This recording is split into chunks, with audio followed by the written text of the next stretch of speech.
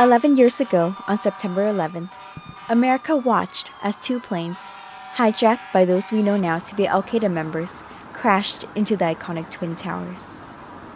As the combined 220 stories burned and toppled, they took down with them the spirit of America. A nation that thought itself mighty and invincible bled as if for the first time. 11 years and many lives later, people across the U.S. continue to rebuild the soul of this country from the collective ground zero. Today, 2,800 miles from the World Trade Center, nearly 1,000 civilians are gathered at the Ventura County Naval Base in remembrance of the fallen of 9/11. For the 5th year, the charity event known as Ride to the Flags has raised money for the White Heart Foundations, who uses 100% of the donations to help veterans in need. Last year, the ride raised $26,500. Well, I'm ready to be a part of this patriotic journey, a 42-mile ride that ends on the beautiful lawns of Pepperdine University, where thousands of flags have been unfurled to honor the fallen of 9/11. Oh, I guess that's my cue to gear up and get going. I'll see you at the other end. In an orderly fashion, 900 bikes of all makes and models are ushered out of the naval base. Police escorts will guide them on this long, sometimes treacherous journey. The route will weave through serpentine mountain roads, where riders must be cautious of tricky turns, and also residential streets, where they must be careful of pedestrians. With this many motorcycles, keeping up speed and staying safe while remaining tightly grouped is a feat not to be underestimated. Even though my newfound companions and I are faced with dust and wind on windy dirt roads, our hurdles are small compared to that of Army Ranger Corey Remsburg, the 29-year-old benefactor of this year's fundraising.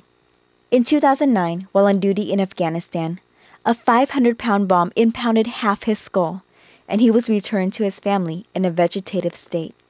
After 3 months of painstaking rehabilitation, Remsburg reawoke, but only to more challenges ahead. The money raised in this year's Ride to the Flags will help obtain the therapy and equipment that he will need to regain a life as normal as possible. On the road, people waved and cheered for the riders of the event, for the victims of 9/11, for the fallen of the war that followed, and for Corey Remsburg.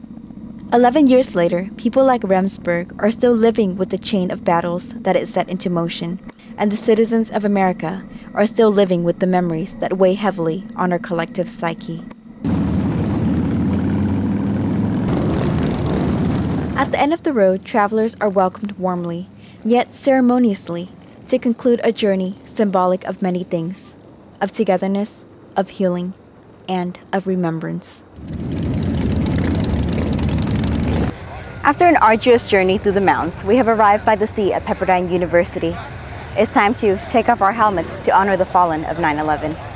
A week before the ride, nearly 3,000 flags were erected on the lawns of Pepperdine University, one for each individual sacrificed in 9/11.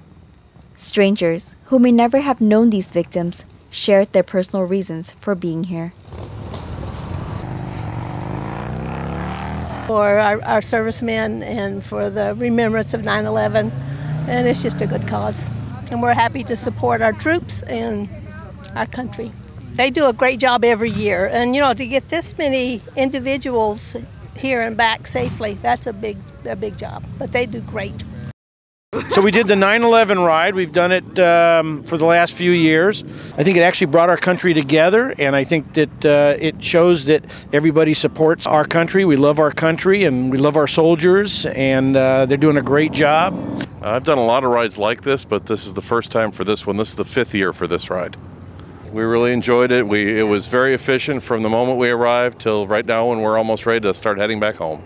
It was really fantastic. It was very meaningful.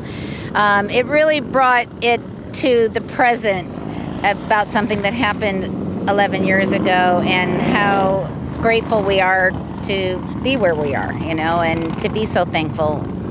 It was very moving. These fields are not the final destination for these sojourners on wheels, and it is not the last resting place for America's road to recuperation. Tomorrow will be a new day, filled with hope and healing. This is Lele reporting for VNA-TV.